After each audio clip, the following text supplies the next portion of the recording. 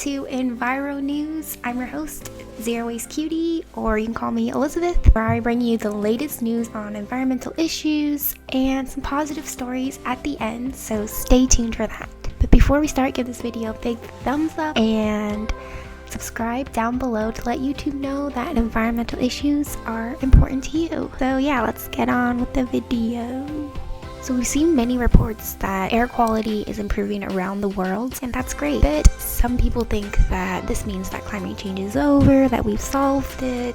Fortunately, that's not true. If we look at the long-term data trends that the UN has showed us, we can see that the amount of CO2 that has been emitted is actually increasing. So you can look at this trend and you can see in 2020, it is continuing to sharply rise. Okay, while it's true that car, air, and industrial activity has been significantly reduced during the pandemic, our sources of where we get our electricity from is actually an issue still. In the world, 64% of electricity actually comes from a mix of fossil fuels, so like oil, gas, coal. That's according to the World Energy Outlook. So yeah, we need to switch over to renewable energy, because just because it comes from electricity, it doesn't mean that it's clean energy. It's still being sourced from fossil fuels. Also, forest fires and wildfires, as we've seen with Brazil, the case in California, BC, like so many crazy wildfires, Australia, the bushfires.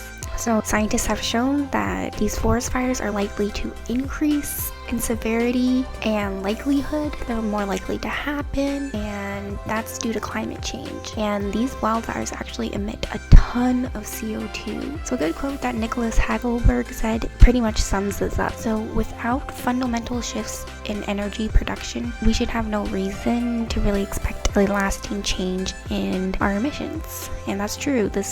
Everything that's happening right now during COVID-19 with all the travel bans and just everyone staying at home, and it's just really temporary. As soon as all these bans are lifted, people will be flying, unfortunately, but hopefully we'll learn from this and people will try to travel less.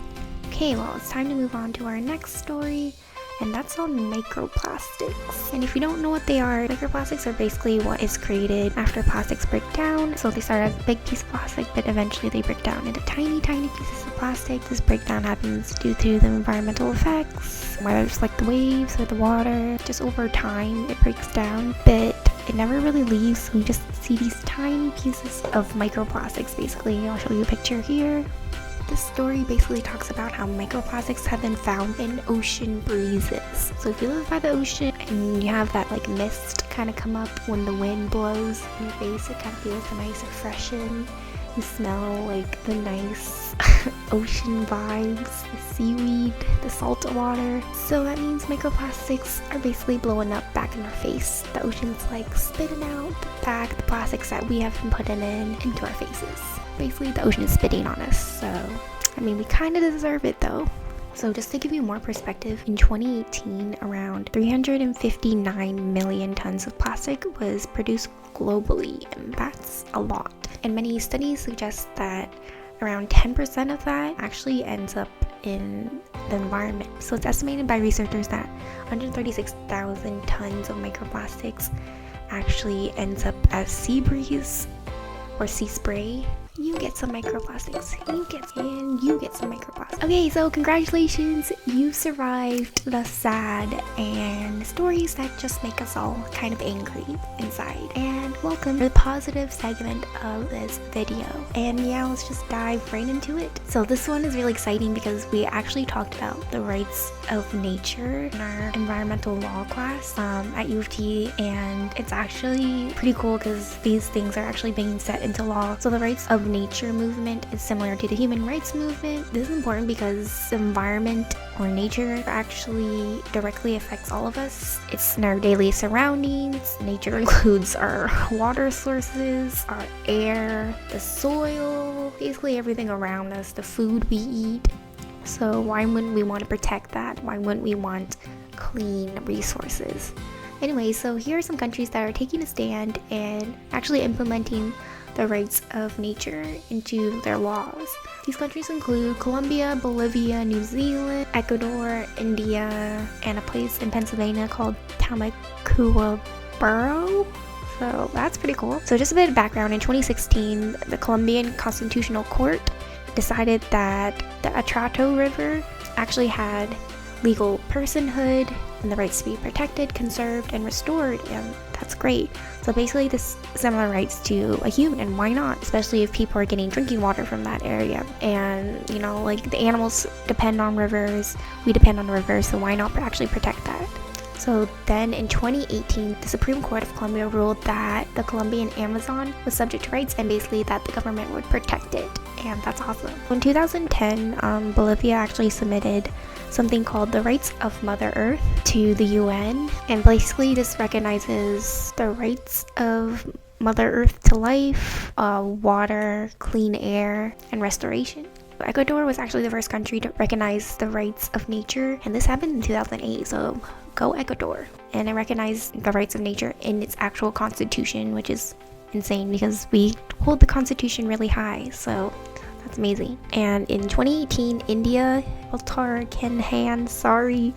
Court basically recognized that the animal kingdom has legal rights as a person would. Before this, they also recognized the Ganges and Yamuna rivers as having rights as a person, and this is important because a lot of people rely on these rivers for clean water, bathing, drinking. So in 2017, there was a treaty settlement between the Maori tribe and New Zealand's government, basically recognizing that, I'm going to butcher this, but the Te Awa Tuopa, and basically recognized it as a legal person, and this is made out of the Wanganui River from the mountains to the sea, so that's pretty cool. There's also been some movement made right here in North America in a place called Temecula Borough in Pennsylvania, passed a local ordinance in 2006 recognizing the rights of natural communities and ecosystems, which is pretty cool. There hasn't been anything really done on the larger scale, but recently they're trying to push the Lake Erie Bill of Rights, and that's really awesome because, like, these bodies or waters are really to be treated as sacred and something that is protected because, you know, we drink water from there, we get our food from there. So a lot of talk has been focused on the coronavirus and how it's affected travel, so with the travel ban, and how will we come out of this? How can we change the way we travel? Personally, I think traveling is really important because it teaches us about the different cultures around the world, and it teaches us to be more open-minded and connect with people around the world. So just as the coronavirus has taught us to slow down and really be mindful of what we're doing in our lives, we should take that into consideration for traveling. Yeah, so instead of having like 5 or 6 very short trips, like 1 or 2 weeks in certain places and then bouncing around, take maybe 1 long trip per year and try to like immerse yourself in the culture, like learn about the people, learn about the different environments there, the different foods that they have. Take it slow. And another way you can reduce your carbon emissions is by taking like a couple shorter trips, but keep those shorter trips like local, like maybe if you have a waterfall nearby, or parks, or like there's a lot of state parks, there's some amazing national parks, any cool lakes nearby, or any hiking spots that are really cool. And yeah, you can even visit like neat towns around. There's some really neat towns. Also, when you're traveling, you can try to invest in carbon offset. Basically, when you're doing that, try to invest in new projects or new additions, so that way, you know, you're not investing in something that's already happening. You're investing in basically more ways to make the world more energy efficient, or, you know, reduce emissions or waste in some way. So basically, just keep in mind that when you go to a beautiful destination, we want to keep that place preserved and clean for future generations. So some actions you can do: you can write to your local representatives. We call them MPPs here in Canada. Like a single letter equals like 1,000 voices, or 1 phone call which equals 100 voices. So if you want to push for change in an issue that you care about. Okay, so you've made it to the end. Thank you so much for watching Enviro News, and if you like this episode, please give this a big thumbs up and subscribe down below